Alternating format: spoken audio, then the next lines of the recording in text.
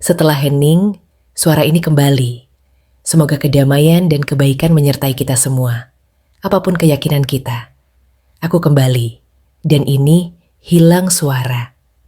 Sebuah lorong di belakang sekolah. Jalan yang seharusnya memotong waktu, tapi justru memotong takdir seseorang. Aku tak pernah percaya hal-hal aneh. Sampai aku bertemu dengannya. Arwah seorang gadis yang terjebak di lorong itu. Dia ingin aku mengungkap kebenaran di balik kematiannya. Dia ingin aku mencari keadilan. Apakah ada harga yang harus dibayar untuk sebuah kebenaran? Atau bisakah sebuah rahasia kelam terkubur selamanya? Siapkan mental kalian, karena cerita yang akan kalian dengar bukanlah cerita biasa. Ini adalah cerita tentang penunggu belakang sekolah. Jangan lupa untuk subscribe, like, dan tinggalkan komentar di bawah. Aktifkan lonceng notifikasi agar kalian tidak ketinggalan setiap episode yang penuh misteri. Selamat datang di lorong yang tak pernah kalian lupakan. Namaku Dimas. Aku pindah ke kota ini dan harus memulai semuanya dari nol di sekolah baru ini. Rasanya seperti ada dinding tak kasat mata yang memisahkanku dari semua orang. Aku hanya ingin semuanya cepat berlalu. Sore itu, hujan turun dengan sangat deras. Tiba-tiba saja, air meluap dan membuat jalan utama di depan sekolah jadi banjir. Semua murid terpaksa menunggu, terjebak di sekolah sampai air surut. Duh, gimana nih? Gerutuku. Aku harus segera pulang. Dari kejauhan, aku melihat beberapa siswa lain berjalan ke arah belakang sekolah. Mereka tampaknya punya jalan rahasia. Aku penasaran dan mengikuti mereka. Mereka berhenti di sebuah gang sempit yang diapit tembok tinggi. Gang itu terlihat gelap, lembab, dan ditumbuhi lumut. Salah satu dari mereka berseru, "Lewat sini aja, jalan pintas." Mereka melesat masuk ke dalam lorong gelap itu. Aku ragu.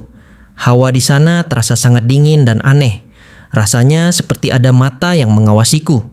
Tapi aku tak punya pilihan lain. Aku harus pulang. Dengan langkah ragu, aku masuk ke lorong itu.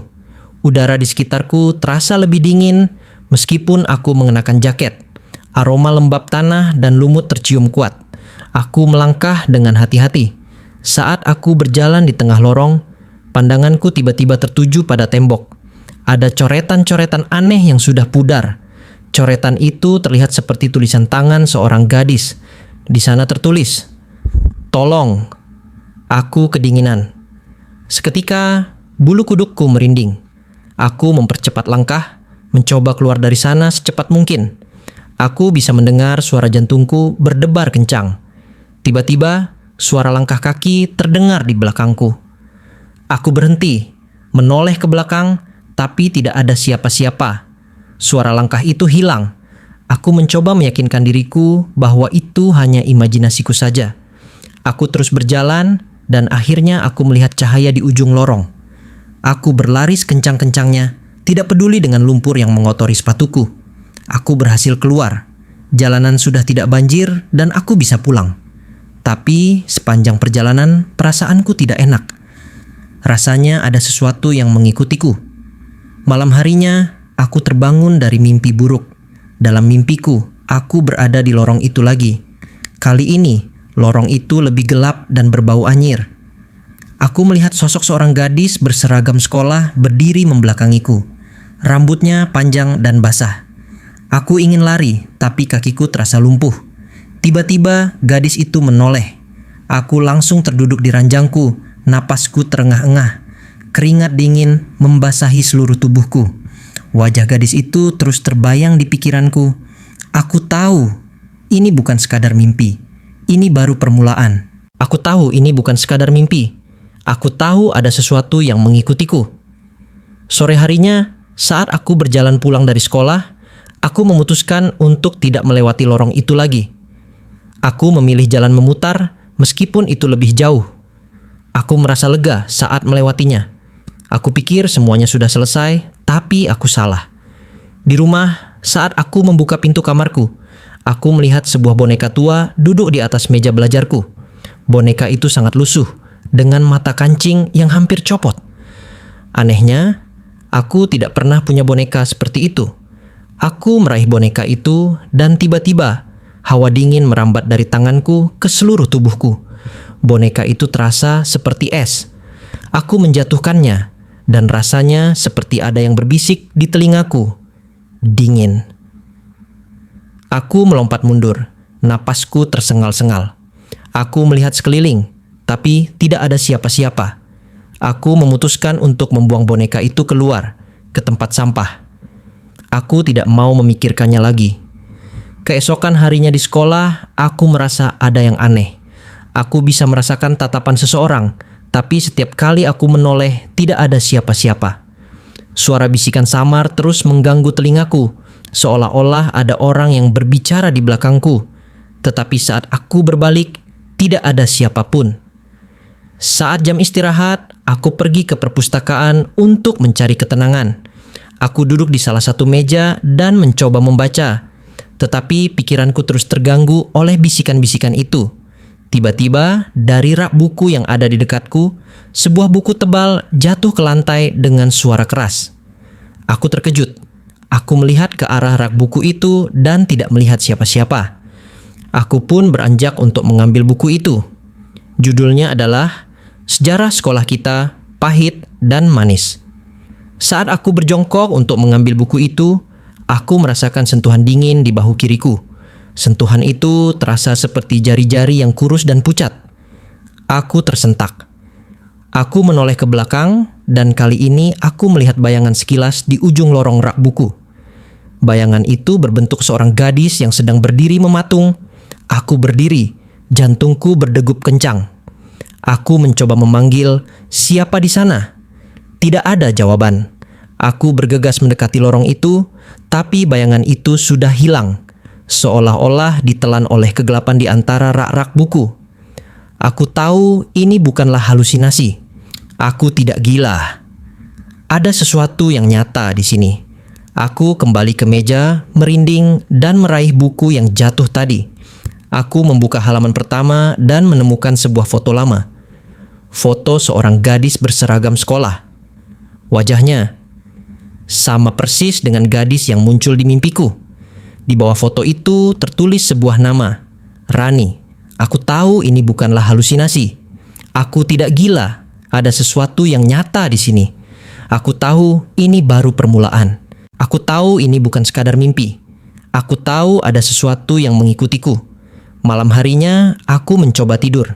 Tiba-tiba dari luar jendela kamarku yang tertutup, aku mendengar suara nyanyian. Suara itu terdengar pelan, seperti nyanyian seorang gadis. Awalnya aku pikir itu suara anak tetangga, tapi nadanya sangat menyedihkan dan menyeramkan. Rasa penasaran mengalahkanku. Aku beranjak dari tempat tidur dan berjalan ke arah jendela. Aku mengintip dari celah gorden, mencoba melihat keluar. Di bawah sana, halaman rumahku terlihat sepi dan gelap. Aku tidak melihat siapa-siapa. Tiba-tiba, nyanyian itu berhenti. Keheningan menyelimuti udara. Aku hendak kembali ke tempat tidur saat aku melihat bayangan hitam melintas di halaman. Bayangan itu sangat cepat, hanya sekilas, tapi aku yakin itu bukan bayangan pohon atau hewan. Aku buru-buru menutup jendela, mengunci gorden, dan kembali ke tempat tidur. Jantungku berdebar tak karuan. Aku memejamkan mata, mencoba menenangkan diri. Namun, nyanyian itu kembali terdengar. Kali ini lebih dekat, seolah-olah berasal dari dalam kamarku. Aku membuka mata dan duduk di ranjang. Suara itu kini disertai bisikan yang sangat samar. Aku mendengarkan lebih saksama. Bisikan itu memanggil namaku, "Dimas, tolong." Lalu sebuah bisikan lain menyertai nyanyian itu. Lebih jelas, lebih menyayat hati. Aku kedinginan. Aku tidak bisa pergi. Aku menutupi telingaku dengan bantal, gemetar ketakutan. Aku menyadari bahwa gangguan ini tidak hanya ada di lorong atau di sekolah. Ini sudah mengikutiku sampai ke rumah, menembus dinding dan pintu. Aku tidak tahu harus berbuat apa. Arwah itu tidak akan membiarkanku hidup tenang. Di bawah foto itu tertulis sebuah nama, Rani. Aku menatap nama itu lalu melihat foto gadis itu. Wajahnya sama dengan gadis di mimpiku. Gadis yang terus menggangguku sejak aku melewati lorong belakang sekolah. Ada sebuah tulisan di bawah nama itu, siswi terbaik tahun 2020. Tahun 2020, itu 5 tahun lalu. Aku buru-buru menutup buku itu dan mengembalikannya ke rak. Pikiranku kacau. Jadi, nama gadis itu Rani. Kenapa dia menghantuiku? Apa maunya? Sepulang sekolah, aku mencoba menceritakan semuanya kepada ibuku. Tentu saja, beliau tidak percaya. Ibu hanya bilang aku terlalu banyak melamun dan stres karena pindah sekolah. Aku tahu beliau mengkhawatirkanku, tapi aku juga tahu apa yang kurasakan itu nyata. Malam harinya, aku mencoba tidur. Namun, bisikan itu semakin jelas. Bisikan yang memanggil namaku, Dimas, Dimas. Tiba-tiba, suhu di kamarku turun drastis. Jendela yang tadinya tertutup rapat kini terbuka sedikit, seolah-olah ditiup angin kencang.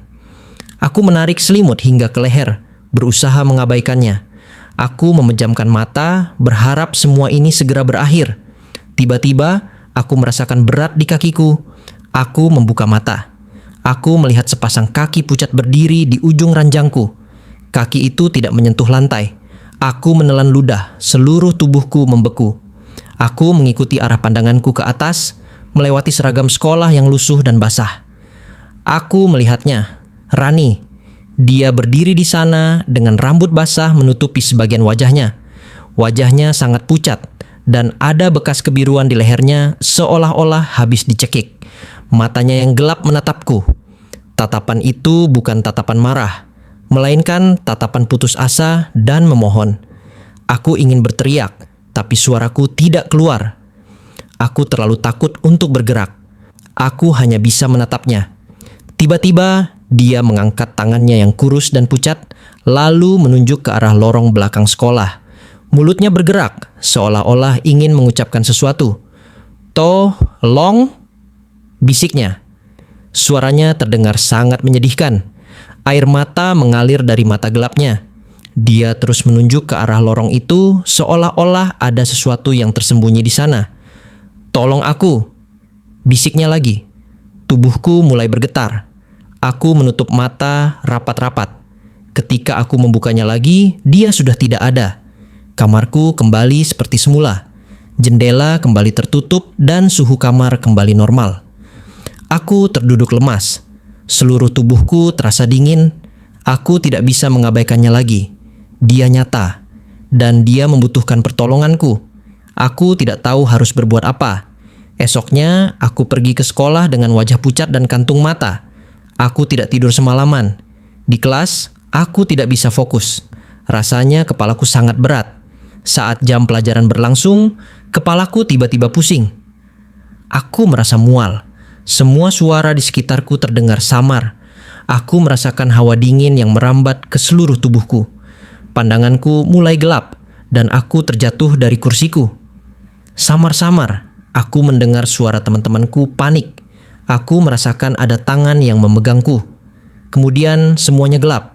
Aku tidak ingat apa-apa lagi. Yang kudengar hanyalah suara bisikan yang terus-menerus. Suara perempuan yang menangis. Samar-samar, aku mendengar suara teman-temanku panik. Aku merasakan ada tangan yang memegangku. Kemudian, semuanya gelap.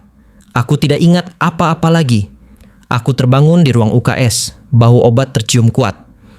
Aku duduk dan melihat Bu Lestari, guru BK yang terkenal sangat baik dan lembut, sedang duduk di sampingku. Wajahnya terlihat khawatir. "Dimas, kamu sudah sadar?" tanyanya lembut. Aku mengangguk lemah.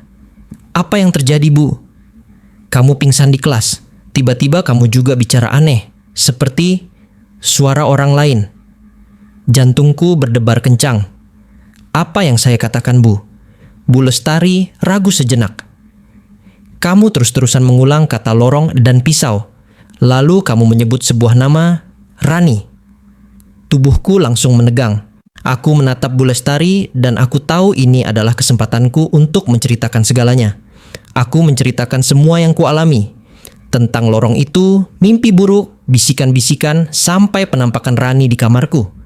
Aku juga menceritakan tentang buku sejarah sekolah dan foto Rani yang kutemukan. Bu Lestari mendengarkan dengan seksama.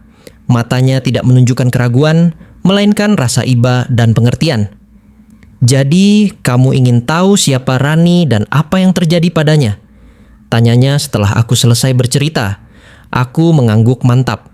Dia menghantuiku, Bu. Dia ingin sesuatu dariku. Bu Lestari tersenyum kecil, lalu menghela napas. "Rani, dia adalah siswi yang cerdas dan ceria. Tapi 5 tahun lalu, dia menghilang secara misterius. Kasusnya tidak pernah terpecahkan." "Bagaimana dengan Pak Sugik?" Tanyaku spontan. Teringat bisikan yang kudengar saat pingsan. Apa Bu Lestari kenal dia? Mendengar nama itu, ekspresi Bu Lestari berubah. Ada sedikit ketegangan di wajahnya. Pak Sugik adalah satpam sekolah kita saat itu. Ia dipecat setelah Rani menghilang. Banyak yang mencurigainya. Dia bertingkah aneh setelah kejadian itu. "Kenapa dia dipecat, Bu?" "Pihak sekolah bilang karena dia sering bertengkar dan berbuat onar. Tapi ada rumor lain yang beredar. Dia punya masalah dengan Rani. Tidak ada yang tahu pasti apa masalahnya."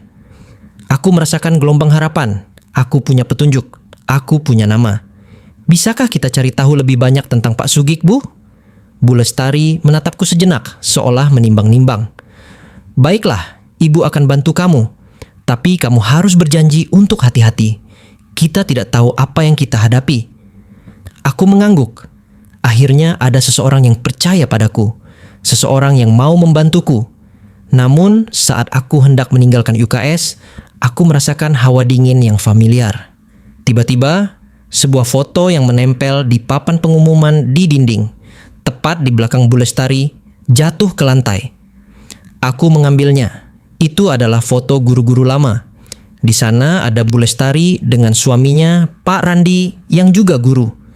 Tapi di sebelah mereka ada Pak Sugik dengan wajah yang muram dan tatapan kosong. Dan di belakang mereka, samar-samar terlihat sebuah coretan yang tak terbaca di tembok. Aku melihatnya dengan jelas. Coretan itu seolah-olah berlumuran darah. Jantungku berdebar kencang. Aku mengangkat kepalaku dan melihat ke arah Bu Lestari. Dia masih berdiri di sana, tersenyum lembut. Tapi entah kenapa, senyumnya terasa berbeda kali ini. Aku mengangkat kepalaku dan melihat ke arah Bu Lestari. Dia masih berdiri di sana, tersenyum lembut. Tapi entah kenapa, senyumnya terasa berbeda kali ini, seperti menyimpan rahasia. Aku tidak mau berasumsi buruk, jadi aku mengabaikan perasaanku. Mungkin aku hanya lelah dan paranoid. Aku berterima kasih kepada Bu Lestari dan kembali ke kelas. Sepanjang perjalanan di koridor, pikiranku terus berputar. Aku harus menemukan kebenaran tentang Rani. Di kelas, aku mencoba fokus, tapi tidak bisa. Bisikan-bisikan itu semakin kuat. Aku merasa seperti ada orang lain di dalam kepalaku, mencoba mengambil alih. Aku mencengkeram kepalaku dan mencoba menahannya. Tapi rasa sakitnya semakin menjadi-jadi. Tiba-tiba pandanganku mengabur. Aku merasa ditarik ke dalam jurang yang gelap. Aku mendengar suara jeritan yang memilukan, lalu gelap. Ketika aku membuka mata, aku tidak lagi berada di kelas. Aku berada di lorong belakang sekolah. Lorong itu tampak sama seperti yang kulihat dalam mimpiku. Gelap, becek, dan penuh dengan aura kesedihan. Aku melihat sekeliling dan mataku terpaku pada sebuah bayangan di ujung lorong. Itu adalah Rani. Dia berdiri di sana menatapku. Tapi kali ini dia terlihat berbeda. Wajahnya tidak lagi pucat, tapi dipenuhi amarah. "Aku sudah mencoba memberitahumu," katanya dengan suara bergetar. Suara itu bukan suaraku, tapi suaranya. "Dia pembunuh." Rani menunjuk ke arah tembok lorong. Aku melihat ke arah yang ditunjuknya, dan aku melihat coretan yang dulu kulihat, tapi kini coretan itu terlihat jelas, seperti tulisan yang baru dibuat, "Pembunuh." Tiba-tiba, aku merasakan sakit yang luar biasa di leherku. Aku mencoba menyentuhnya, tapi tanganku terasa terkunci. Rasanya seperti ada pisau yang menusuk leherku. Aku jatuh berlutut, merasakan rasa sakit yang luar biasa, rasa sakit yang bukan milikku. Jeritan keluar dari mulutku. Aku menjerit, tapi suaraku teredam seolah-olah aku sedang dicekik. Kemudian bayangan Rani menghilang. Aku kembali ke ruang kelas. Aku terengah-engah dengan keringat dingin membasahi seluruh tubuhku. Teman-temanku melihatku dengan tatapan ngeri. Bu Lestari datang dan menyentuh pundakku. "Dimas, kamu baik-baik saja?" Aku menatapnya. Aku melihat wajahnya dengan pandangan yang berbeda. "Dimas," panggilnya lagi. Aku mencoba menjawab, tapi suaraku keluar dengan nada lain. Nada yang parau, nada yang penuh kebencian. "Aku tahu siapa pembunuhku." Semua orang di kelas terdiam. Tatapan mereka penuh dengan ketakutan. Aku menunjuk ke arah pintu kelas, seolah-olah ada seseorang di sana. Aku tidak tahu apa yang aku lakukan, tapi rasanya ada kekuatan lain yang menggerakkan tubuhku. Pak Sugik, dia yang membunuhku. Kemudian aku terjatuh, dan semuanya menjadi gelap lagi. Aku pingsan untuk kedua kalinya. Aku terjatuh dan semuanya menjadi gelap lagi. Aku pingsan untuk kedua kalinya. Setelah insiden kerasukan di kelas, teman-teman mulai menjauhiku. Tatapan mereka penuh kecurigaan. Mereka menganggapku aneh, bahkan gila. Satu-satunya orang yang masih mendekatiku adalah seorang gadis pendiam di kelas bernama Risa. Dia tidak menjauh, tapi tatapannya selalu mengawasiku, seolah penasaran. Suatu hari saat jam istirahat, aku pergi ke perpustakaan untuk mencari ketenangan. Aku merasa lelah dengan bisikan-bisikan yang terus menggangguku. Saat aku duduk di salah satu meja, aku tiba-tiba merasa pusing. Hawa dingin familiar mulai menyelimutiku. Aku bisa merasakan Rani di dekatku. Aku mencoba menahannya, tapi rasa sakit di kepalaku semakin menjadi. Aku mendengar suara langkah kaki di belakangku. Aku tahu ada orang di sana, tapi aku tidak peduli. Aku hanya ingin semua ini berakhir.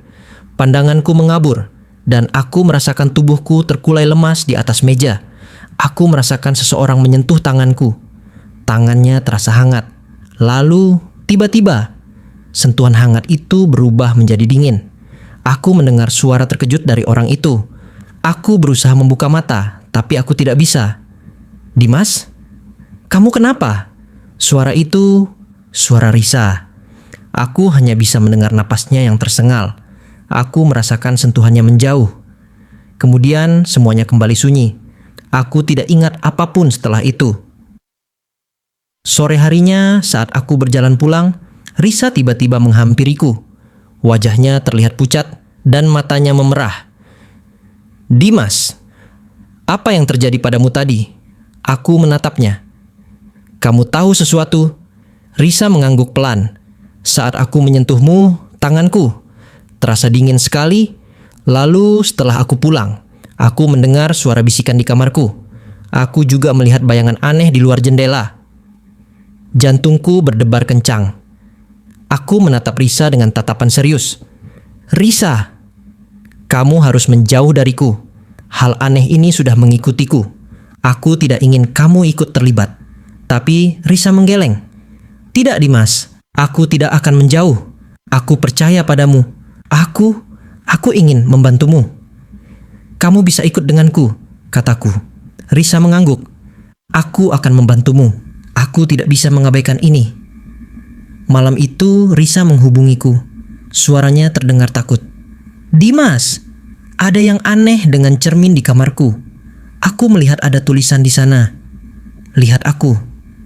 Aku terdiam. Jantungku berdebar kencang. Ternyata Risa juga diganggu. Aku tahu Rani memperlihatkan dirinya pada Risa karena dia percaya pada kami berdua. Dia percaya pada kami untuk menemukan kebenaran. Kemudian aku terjatuh dan semuanya menjadi gelap lagi. Aku pingsan untuk kedua kalinya. Ketika aku sadar, aku sudah berada di ruang UKS lagi. Kali ini, Bu Lestari duduk di sampingku dengan wajah yang sangat serius. Di matanya, tidak ada lagi keraguan. Hanya ada ketakutan dan kebingungan. "Dimas, apa yang baru saja terjadi?" Tanyanya dengan suara bergetar. "Apa itu?" "Rani." Aku mengangguk lemah. "Dia masuk ke tubuhku, Bu." Dia menunjuk Pak Sugik. Bu Lestari mengusap wajahnya, seolah mencoba mencerna semua informasi itu. "Ibu tidak bisa lagi mengabaikan ini. Ibu akan membantumu. Katakan apa yang perlu kita lakukan." Sebuah rasa lega luar biasa menjalar di hatiku. Akhirnya, ada orang dewasa yang percaya padaku. Aku menceritakan semua yang Rani perlihatkan padaku saat aku kerasukan. Lorong itu, bisikan, dan nama Pak Sugik. Kita harus mencari tahu keberadaan Pak Sugik. Kataku, mungkin dia punya jawaban. Bu Lestari mengangguk. Ibu akan coba mencarinya. Ibu punya beberapa koneksi dengan guru-guru lama dan sekolah lain. Mungkin mereka tahu di mana Pak Sugik sekarang. Beberapa hari berikutnya, aku dan Bu Lestari mulai menyelidiki. Bu Lestari diam-diam bertanya kepada guru-guru yang sudah lama mengajar di sekolah itu. Sementara itu, aku mencoba mencari informasi di internet. Aku menemukan beberapa artikel berita lama tentang kasus hilangnya Rani. Artikel itu tidak banyak memberikan petunjuk, hanya mencatat bahwa kasusnya ditutup karena kurangnya bukti. Namun, ada satu foto kecil yang menarik perhatianku. Foto saat polisi memeriksa lorong belakang sekolah. Di dalam foto itu, aku melihat Pak Sugik berdiri di belakang garis polisi. Wajahnya terlihat pucat dan tegang. Tangannya mengepal dan matanya terus tertuju pada lorong itu.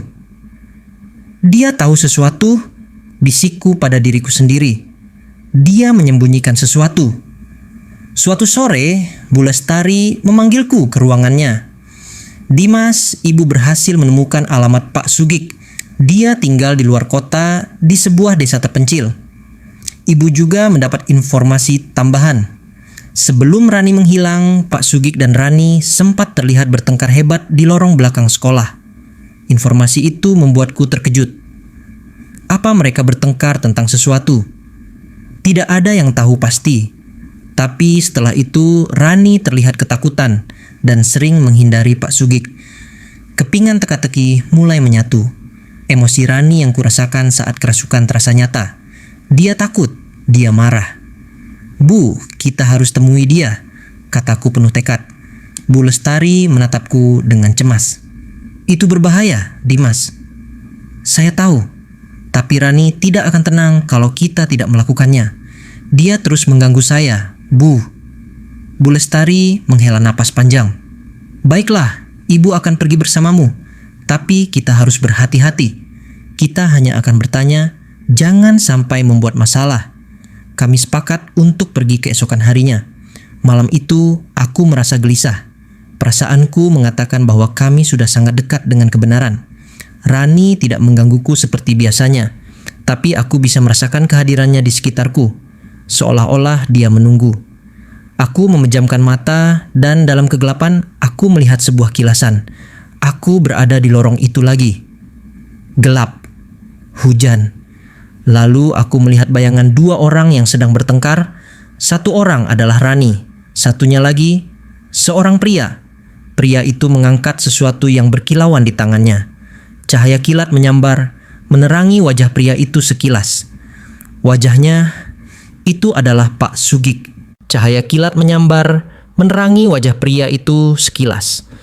Wajahnya itu adalah Pak Sugik. Aku tersentak dan terbangun dari tidurku. Pagi itu aku langsung pergi ke sekolah dan menunggu Bu Lestari di luar ruangannya. Aku harus menceritakan apa yang kulihat dalam kilasan itu. Jadi kamu yakin itu Pak Sugik? Tanya Bu Lestari setelah mendengar ceritaku. Wajahnya terlihat sangat tegang. Yakin Bu, itu seperti ingatan Rani. Jawabku.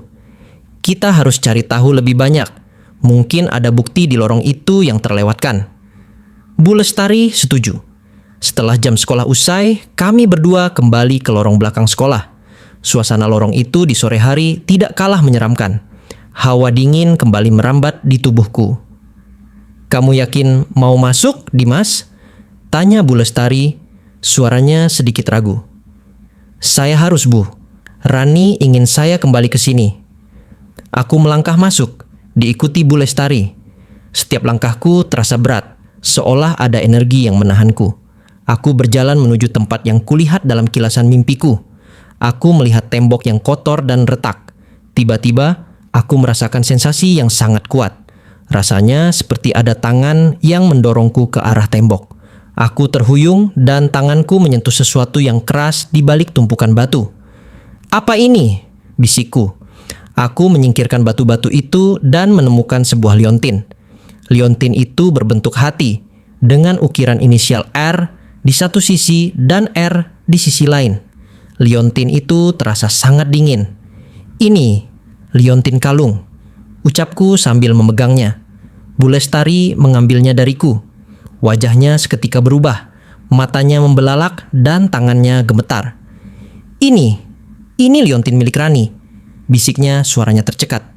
"Ibu ingat betul, dia selalu memakainya. Tapi inisial ini, Rani dan Randi." Jantungku serasa berhenti berdetak. "Randi?" "Iya Pak Randi, suami saya," jawab Bu Lestari. Air matanya mulai menggenang. Ini hadiah dari suamiku. Rani adalah siswi di kelasnya dan suamiku sangat menyayanginya seperti anaknya sendiri." Aku menatapnya, merasa ada sesuatu yang tidak beres. Kenapa liontin pemberian dari suaminya ada di tangan Rani, dan kenapa Rani tidak pernah melepasnya? Tiba-tiba Bu Lestari terlihat teringat sesuatu. "Ya Tuhan, Ibu ingat sekarang. Malam itu suamiku, Pak Randi, bilang dia melihat sesuatu di lorong ini. Dia hendak menjemputku yang lembur, tapi dia bilang dia melihat bayangan orang dan tidak berani mendekat. Dia tidak mau memperpanjang masalah karena takut membahayakan dirinya dan aku." "Jadi, suaminya tahu sesuatu," kataku, kini semakin yakin bahwa ini adalah petunjuk penting. Aku menatap lorong itu lagi. Lorong ini menyimpan rahasia kelam, dan Pak Sugik bukanlah satu-satunya orang yang terlibat. Ada juga Pak Randi, suami Bu Lestari. Aku menatap lorong itu lagi. Lorong ini menyimpan rahasia kelam, dan Pak Sugik bukanlah satu-satunya orang yang terlibat. Ada juga Pak Randi, suami Bu Lestari. Bu Lestari memegang liontin itu erat-erat. Wajahnya dipenuhi kebingungan. "Tidak mungkin, suamiku tidak akan pernah menyakiti siapapun." "Tapi Bu, dia adalah satu-satunya saksi mata," desaku. "Kita harus bicara dengannya." Dengan perasaan campur aduk, Bu Lestari setuju. Malam harinya, aku pergi ke rumah Bu Lestari. Begitu kami masuk, aku bisa merasakan hawa aneh. Ada energi yang berbeda di rumah itu. Pak Randi, suaminya, menyambut kami. Dia adalah seorang pria yang ramah, tapi di matanya ada sesuatu yang sulit diartikan, seperti ketakutan yang tersembunyi. Bu Lestari menunjukkan liontin itu kepada suaminya. "Randi, coba lihat ini. Dimas menemukannya di lorong belakang sekolah." Wajah Pak Randi langsung memucat. Tangannya gemetar saat mengambil liontin itu. Dari mana kalian mendapatkannya?" "Itu liontin yang kamu berikan pada Rani kan?" tanya Bu Lestari, suaranya bergetar. Pak Randi mengangguk perlahan. "Iya, itu hadiah dariku untuknya. Aku sangat menyayanginya." "Lalu apa yang kamu lihat malam itu?" desaku. Rani terus menggangguku. Dia ingin aku mengungkap kebenaran. Pak Randi tiba-tiba membanting liontin itu ke meja. "Cukup, aku tidak mau membahasnya lagi. Itu bukan urusanku." Tiba-tiba tubuhku terasa dingin. Aku bisa merasakan kehadiran Rani. Dia di sini, di ruangan ini. Rasanya seperti ada tangan tak terlihat yang mendorongku maju. Aku menatap Pak Randi. Suaraku berubah. Dia bukan suaraku lagi, melainkan suara seorang gadis yang penuh tangis dan putus asa. "Kau melihatku, kau meninggalkan aku, kau membiarkan aku mati." Pak Randi terkejut, melangkah mundur dan menabrak lemari.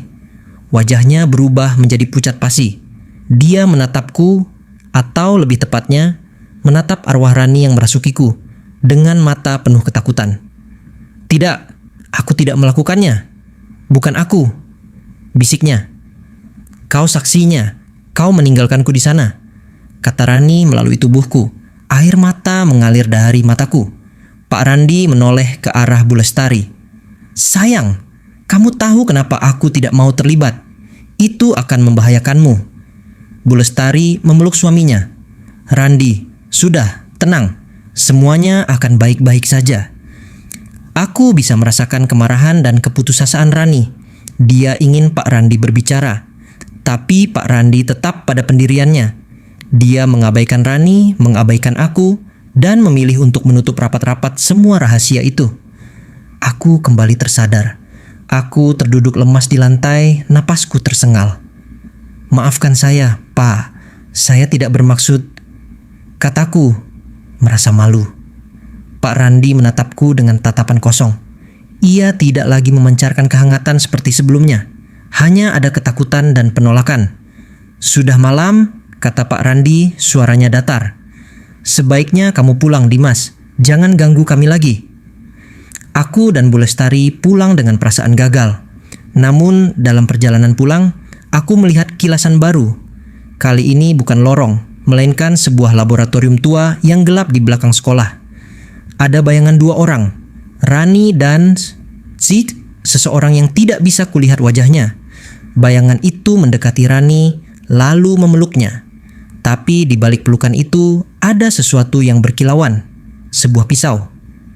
Aku dan Bu Lestari pulang dengan perasaan gagal.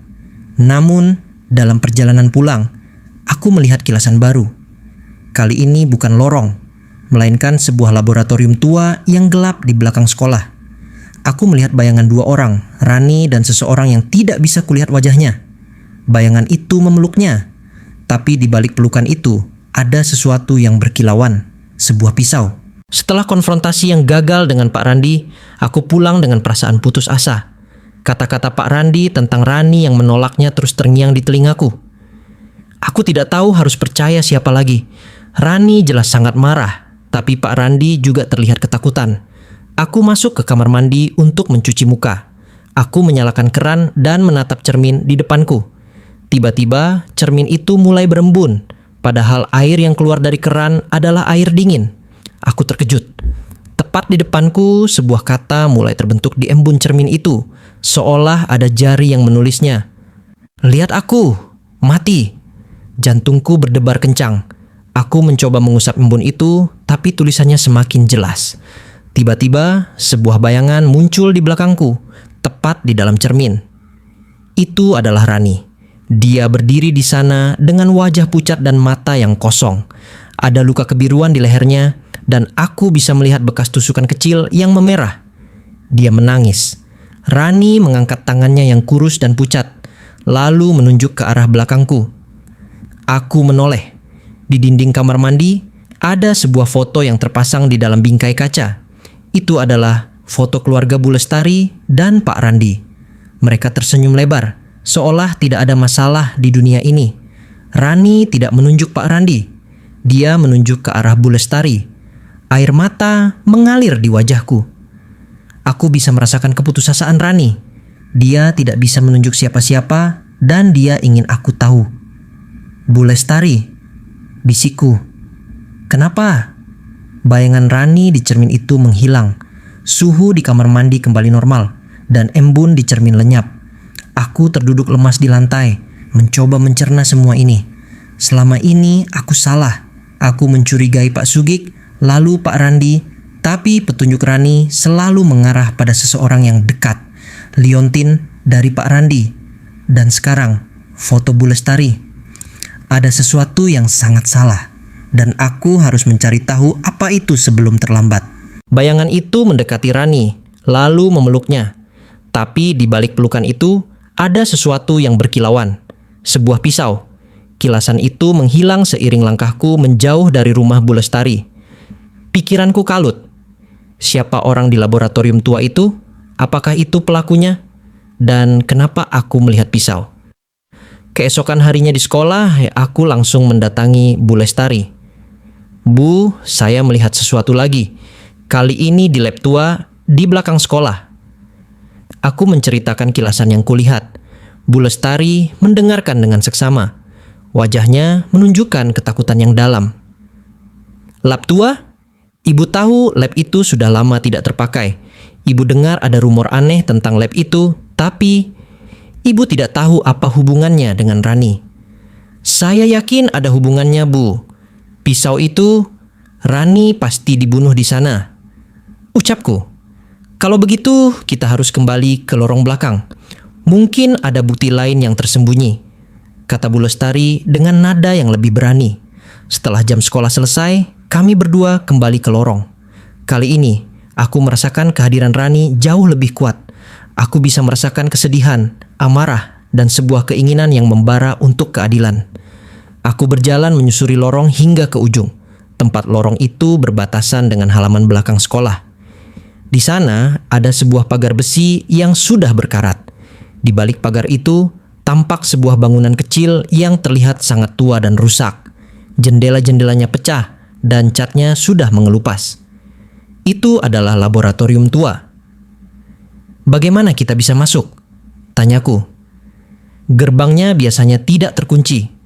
Tapi hati-hati Dimas, bangunan ini sudah tidak layak, jawab Bu Lestari. Kami masuk ke dalam lab tua. Debu tebal menyelimuti setiap sudut ruangan. Bau apak dan lembab tercium kuat. Aku melangkah dengan hati-hati, merasakan hawa dingin yang menusuk. Tiba-tiba, sebuah suara bisikan terdengar. Aku menoleh, tapi tidak ada siapa-siapa. Aku terus berjalan dan bisikan itu semakin jelas. Meja itu. Lihat meja itu. Aku mengikuti arah bisikan itu.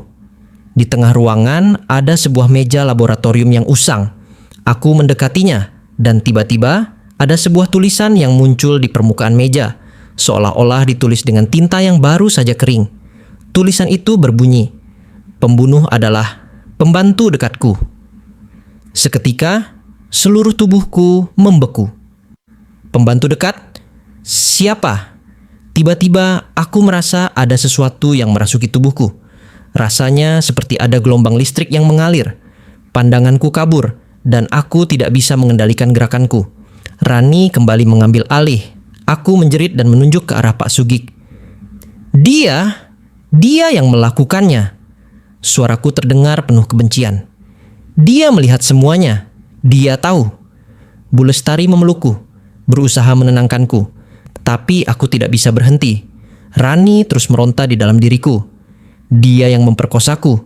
Dan dia yang membunuhku. Aku melihat Bu Lestari menatapku dengan mata melotot. Tiba-tiba, dia mengeluarkan ponselnya dan menghubungi seseorang. Dimas, kita harus segera melakukan ini. Ibu akan hubungi polisi. Kita sudah punya cukup bukti. Namun, di tengah kerasukan itu, sebuah kilasan lain muncul di pikiranku.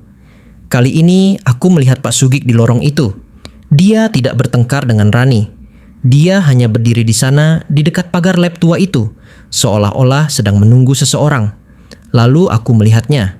Sebuah mobil hitam mendekat dan seseorang di dalamnya keluar. Aku tidak bisa melihat wajahnya dengan jelas, tapi aku melihatnya berjalan ke arah Rani. Aku kembali tersadar, napasku tersengal-sengal. Ada sesuatu yang salah. Kilasan tadi itu bertentangan dengan apa yang baru saja kukatakan. Pak Sugik tidak membunuh Rani. Tapi Bu Lestari sudah menghubungi polisi. Aku sudah menuduh Pak Sugik. Tapi Bu Lestari sudah menghubungi polisi. Aku sudah menuduh Pak Sugik. Bu Lestari menatapku dengan mata berbinar. Dimas, ini luar biasa. Kamu sudah menemukan bukti yang hilang. Polisi akan segera datang. Aku ingin mengatakan sesuatu. Ingin menarik kembali kata-kataku, tapi aku tak bisa. Ada yang aneh dari kilasan terakhirku. Pak Sugik tidak terlihat seperti pembunuh. Dia terlihat seperti saksi. Saat kami kembali ke sekolah, mobil polisi sudah datang. Bu Lestari menjelaskan semuanya kepada mereka, dan mereka mengambil liontin itu sebagai barang bukti. Aku hanya bisa diam, merasa ada sesuatu yang tidak beres. Malam harinya, aku tidak bisa tidur. Aku terus memikirkan kilasan itu. Siapa orang yang keluar dari mobil hitam? Aku memutuskan untuk kembali ke rumah Bu Lestari sendiri. Aku harus bicara dengan Pak Randi. Aku yakin dia menyembunyikan sesuatu. Ketika aku sampai di sana, Bu Lestari tidak ada di rumah. Hanya ada Pak Randi sedang duduk di ruang tamu dengan wajah muram. Kenapa kamu kesini lagi, Dimas? Tanyanya dengan suara serak.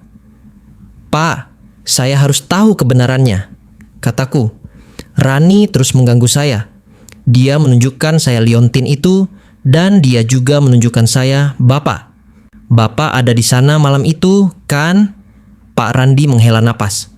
Sudah kubilang, aku hanya melihat bayangan. Aku takut istriku kenapa-kenapa, jadi aku tidak mau terlibat.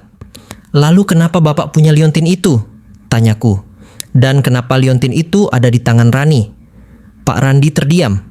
Dia menatapku dengan mata penuh rasa bersalah. Tiba-tiba, aku merasakan sensasi yang sangat kuat. Rani merasukiku lagi. Aku tidak bisa mengendalikannya. Aku menatap Pak Randi dengan mata penuh amarah. "Kau pembohong!" teriakku. Tapi itu bukan suaraku. Kau ada di sana. Kau melihat semuanya. Kau bahkan memperkosaku. Wajah Pak Randi langsung berubah.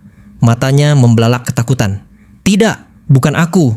Aku tidak memperkosamu," teriaknya balik. "Lalu kenapa kau ada di lorong itu? Kenapa kau memberiku liontin itu?" Pak Randi jatuh terduduk di kursi. Aku mencintaimu, Rani. Tapi kau menolakku. Aku frustrasi, aku melakukan hal bodoh. "Jadi itu Bapak?" tanyaku. Sekarang dengan suara normal, sambil berjuang untuk mengendalikan tubuhku. "Bapak yang memperkosa Rani?" Pak Randi mengangguk perlahan. Air mata mengalir di wajahnya. "Iya, aku. Tapi aku tidak membunuhnya. Aku bersumpah. Setelah aku melakukannya, aku meninggalkannya begitu saja. Dia masih hidup saat itu. Aku lari karena aku takut." Tubuhku terasa lemas. Jadi pelakunya bukan Pak Sugik. Rani diperkosa oleh Pak Randi. Tapi siapa yang membunuhnya? "Siapa yang membunuhnya, Pak?" tanyaku. "Aku tidak tahu. Setelah aku pergi, aku tidak kembali lagi. Aku tidak tahu siapa yang membunuhnya." Tiba-tiba pintu rumah terbuka. Bu Lestari masuk memegang sebuah tas belanja. Dia melihat kami dan wajahnya langsung berubah. "Ada apa ini?" tanyanya. Suaranya dingin. "Randi, apa yang terjadi?" Pak Randi menatap istrinya, lalu menatapku. Matanya dipenuhi rasa bersalah. Dia mencoba menjelaskan, tapi tak ada kata yang keluar dari mulutnya. Aku menatap Bu Lestari, dan aku merasakan hawa dingin yang menusuk. Hawa dingin yang kurasakan saat pertama kali masuk ke lorong belakang sekolah. Hawa dingin yang kurasakan di lab tua itu. Aku melihat coretan di tembok lab tua itu lagi. Pembunuh adalah pembantu dekatku. Dan aku ingat liontin itu. Liontin dari Pak Randi. Liontin yang sama yang ditunjukkan Rani kepadaku. Liontin itu berinisial R dan R. Rani dan Randi. Tiba-tiba aku menyadari sesuatu. Selama ini Bu Lestari selalu tahu semuanya. Dia memberiku informasi tentang Pak Sugik, membuatku mencurigainya. Dia membantuku menemukan liontin. Dia menemaniku ke lab tua. Dia membantuku menyusun jebakan. Aku menatap Bu Lestari, dia tersenyum. Senyum yang sama dengan yang kulihat di ruang UKS. Senyum yang menyimpan rahasia. Setelah mengetahui kebenaran dari Pak Randi, aku panik. Aku harus segera mencabut tuduhanku terhadap Pak Sugik. Aku pergi ke kantor polisi, berusaha meyakinkan mereka bahwa aku telah salah. "Tunggu, terdakwa bukan dia, Pak. Saya sudah tahu pelakunya," kataku dengan napas terengah-engah.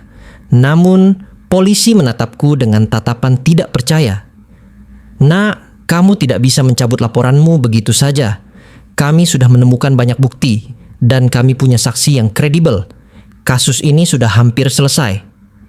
Aku putus asa.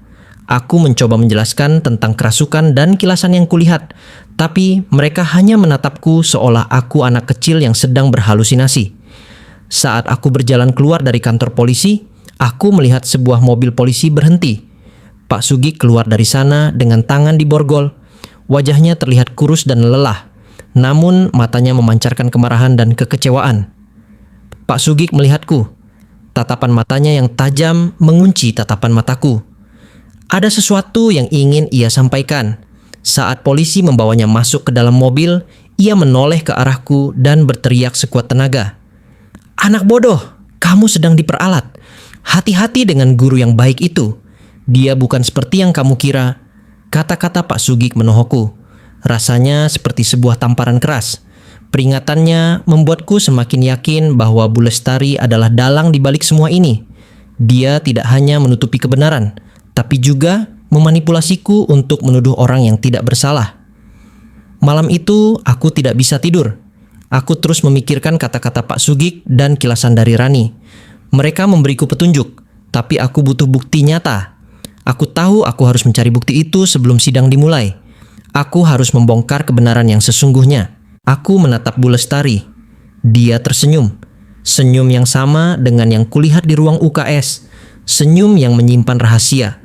Dia melangkah mendekat, matanya menatapku dan Pak Randi bergantian. Apa yang terjadi di sini? Randi, kenapa kamu terlihat panik?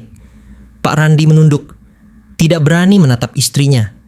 Aku sudah menceritakan semuanya pada Dimas. Semuanya apa? Tanyanya, suaranya terdengar manis, tapi ada nada ancaman di dalamnya. Aku merasakan Rani di dalam diriku kembali bergejolak. Dia tidak mau ditipu lagi. Aku merasakan kekuatannya membantuku berbicara. Dan aku langsung menatap Bu Lestari. Bu Lestari, Bapak Randi bilang dia yang memperkosa Rani. Wajah Bu Lestari langsung berubah.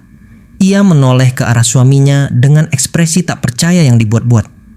Randi, apa yang kamu lakukan? Sayang, aku tidak bermaksud. Aku sangat frustrasi karena Rani menolakku, jawab Pak Randi. Suaranya penuh penyesalan. Tapi aku bersumpah, aku tidak membunuhnya. Aku meninggalkannya di lorong itu setelah kejadian itu. Bu Lestari memeluk suaminya. Sudah Randi, sudah. Ibu tahu kamu tidak akan pernah membunuh siapapun. Dia mengusap punggung suaminya dengan lembut, seolah ingin menenangkan, tapi di matanya ada kilatan lain yang tak bisa dijelaskan. Aku merasakan Rani berteriak di dalam kepalaku, teriakan yang penuh dengan kemarahan. Dia mencoba menunjuk sesuatu, menunjuk ke arah Bu Lestari, tapi aku tidak bisa menggerakkan tanganku. Lalu siapa yang membunuh Rani, Bu? Tanyaku. Kalau Pak Randi meninggalkannya, berarti ada orang lain yang datang setelahnya. Siapa? Bu Lestari melepaskan pelukan suaminya. Ia menatapku, dan kali ini senyumnya menghilang. Wajahnya berubah menjadi datar, dingin. Tatapan matanya membuatku merinding. Itu bukan tatapan guru yang baik hati, melainkan tatapan seseorang yang menyimpan rahasia kelam. Kalian tidak perlu tahu siapa lagi yang datang, katanya. Yang penting, kasus ini akan segera terpecahkan. Kita sudah punya pelakunya, kan? Pak Sugik. Tapi Pak Randi baru saja mengaku. Dia ada di sana. Kenapa Bapak tidak Bapak laporkan? Tanyaku. Bu Lestari berjalan mendekatiku. Wajahnya sangat dekat denganku, dan aku bisa merasakan hawa dingin yang familiar di sekitarnya. Aku merasakan Rani berjuang di dalam diriku. Dimas, terkadang ada beberapa kebenaran yang lebih baik tidak diungkapkan. Bisik Bu Lestari. Tiba-tiba tubuhku terasa lumpuh. Aku tidak bisa bergerak. Aku bisa merasakan Rani mencoba keluar, mencoba berteriak, tapi ia terkunci di dalam tubuhku. Aku melihat Bu Lestari tersenyum. Bukan senyum ramah, tapi senyum kemenangan. Ia mengeluarkan ponsel dari sakunya.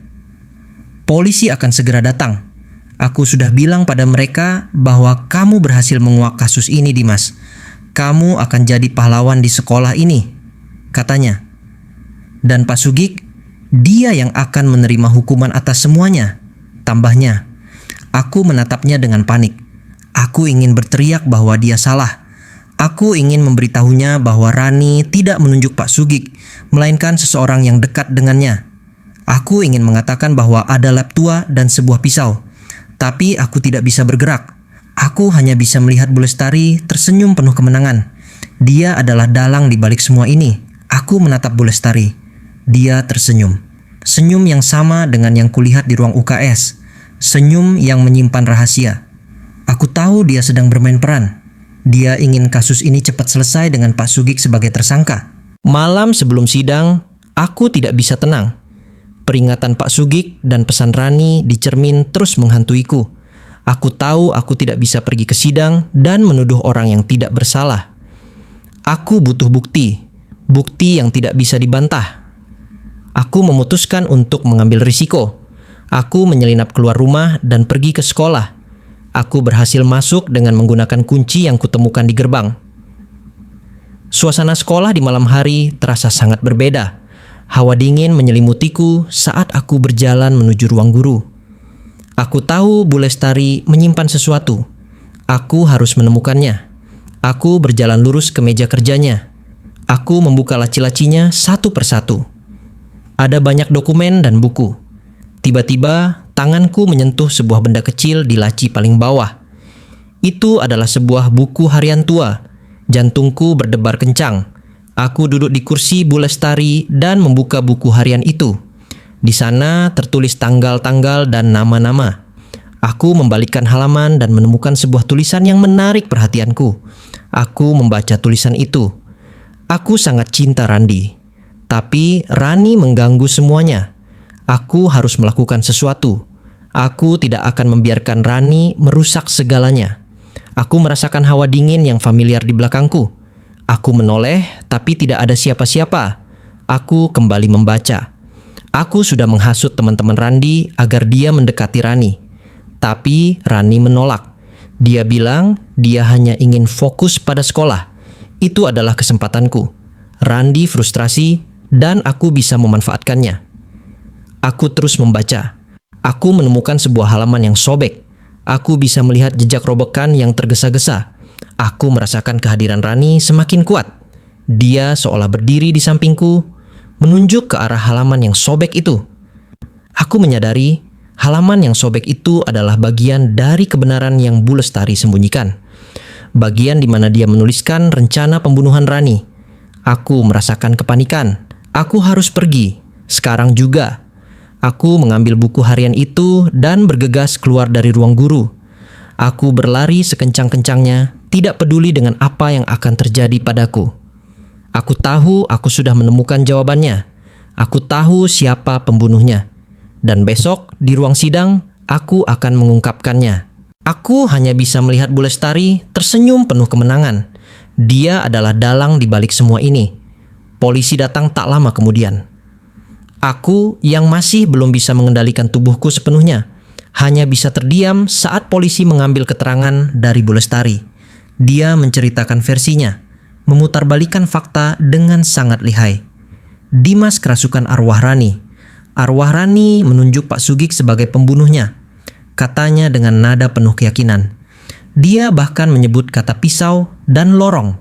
Semuanya cocok dengan kecurigaan saya selama ini.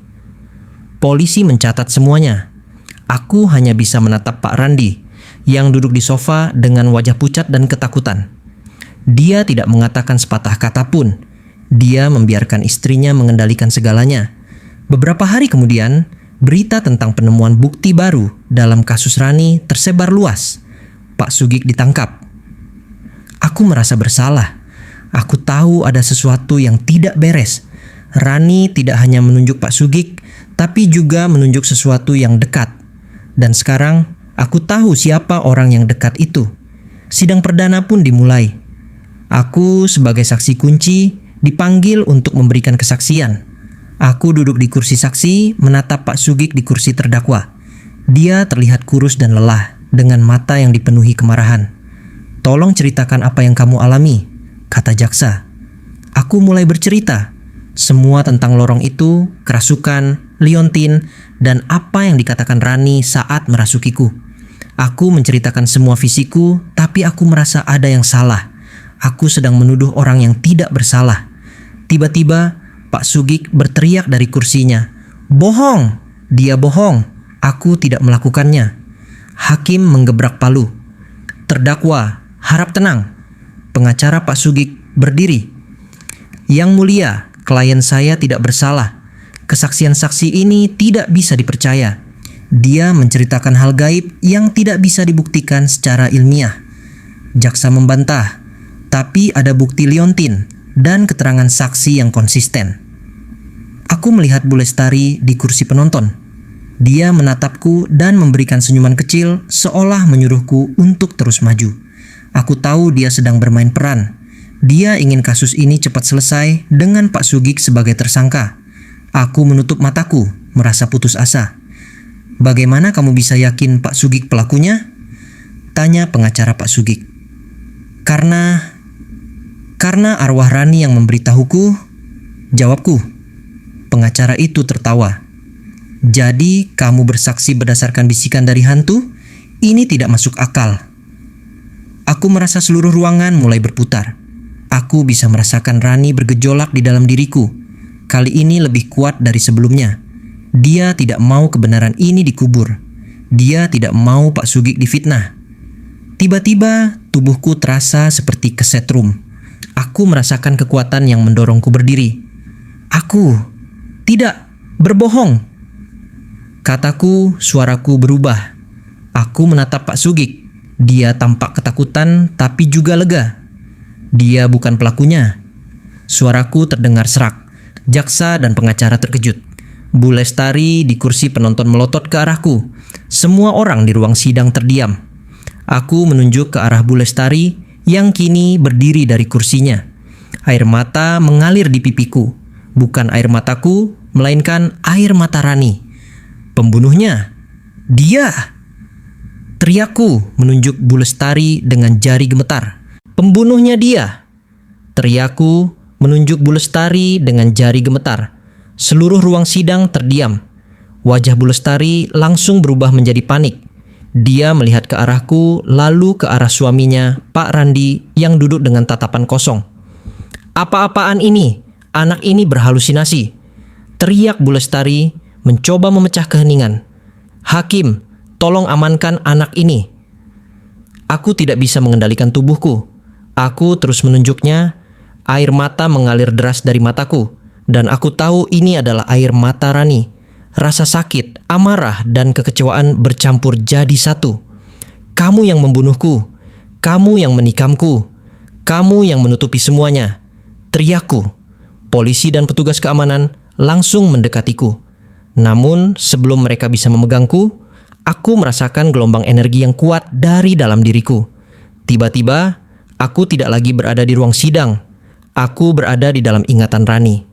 Aku melihat diriku sendiri, tapi itu adalah Rani. Aku berada di lorong belakang sekolah. Aku menangis, merasakan sakit yang luar biasa di seluruh tubuhku. Tiba-tiba, aku melihat seseorang berjalan mendekatiku. Itu Bu Lestari. Rani, nak. Ya Tuhan, apa yang terjadi padamu? Katanya dengan suara yang lembut. Ayo, ikut ibu. Ibu akan bawa kamu ke lab dan mengobati lukamu. Rani yang putus asa dan trauma hanya bisa mengangguk. Bu Lestari memeluknya dan membawanya ke lab tua di belakang sekolah. Di dalam lab, Bu Lestari mencoba menenangkan Rani. Dia mengusap punggung Rani dengan lembut. Rani merasa nyaman. Dia merasa aman. Tiba-tiba pelukan itu terasa berbeda. Pelukan itu menjadi lebih erat. Maafkan ibu, Rani. Bisik Bu Lestari di telinga Rani. Tapi kamu tidak seharusnya ada di antara ibu dan Randi. Rani mencoba melepaskan diri, tapi tidak bisa. Kamu harus mati agar ibu bisa bahagia, bisiknya lagi. Dan tiba-tiba rasa sakit yang luar biasa muncul di leher Rani. Ada pisau yang ditancapkan. Darah membasahi seragamnya. Rani mencoba menjerit, tapi tidak ada suara yang keluar. Kau pengganggu kisah cintaku, bisik Bu Lestari. Kau tak pantas untuk Randi. Rani terjatuh ke lantai. Bu Lestari melepaskan pisau itu dan berjalan mundur. Wajahnya yang tadinya penuh cinta berubah menjadi senyum yang mengerikan. Mati sana, bisiknya. Setelah itu Bu Lestari berteriak seolah-olah panik. Tolong, ada orang di sini. Pembunuhan. Dia berlari keluar dari lab itu, meninggalkan Rani yang sekarat di lantai. Aku bisa merasakan kehadiran Pak Sugik. Dia berlari ke arah suara teriakan itu. Dia melihat Bu Lestari yang ketakutan. Lalu melihat Rani yang sudah tidak bernyawa di lantai. Ya Tuhan, siapa yang melakukannya? Teriak Pak Sugik.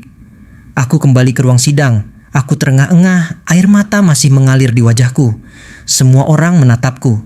Mereka melihat keterkejutan di wajah Bu Lestari. Bu Lestari yang membunuhnya.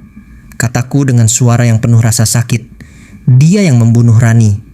Ruang sidang kacau balau. Pengacara Pak Sugik, jaksa, dan bahkan hakim terkejut dengan pengakuan yang keluar dari mulutku. Semua mata tertuju pada Bu Lestari. Wajahnya yang semula panik kini berubah menjadi wajah yang tak percaya, seolah-olah ia baru saja tertangkap basah. "Ini semua tidak benar," teriaknya. "Dia berbohong, saya tidak melakukan apapun." Hakim menggebrak palu dengan keras. "Tenang, tenang semuanya." Polisi dan petugas keamanan langsung mengamankan Bu Lestari. Dia meronta-ronta dan berteriak, tapi tidak ada yang mendengarkannya. "Tidak, saya tidak membunuh Rani," teriaknya lagi. Tiba-tiba Pak Randi, suaminya, berdiri. Wajahnya pucat pasi dan air mata mengalir deras di pipinya. Dia menatap istrinya dengan tatapan tidak percaya. "Lestari, kamu yang membunuhnya?" tanyanya. Suaranya bergetar. "Kamu yang menyuruhku menculiknya? Kamu yang membunuhnya?" Bu Lestari menatap suaminya dan ia terdiam. Kilatan di matanya menghilang. Yang tersisa hanyalah seorang wanita yang terpojok.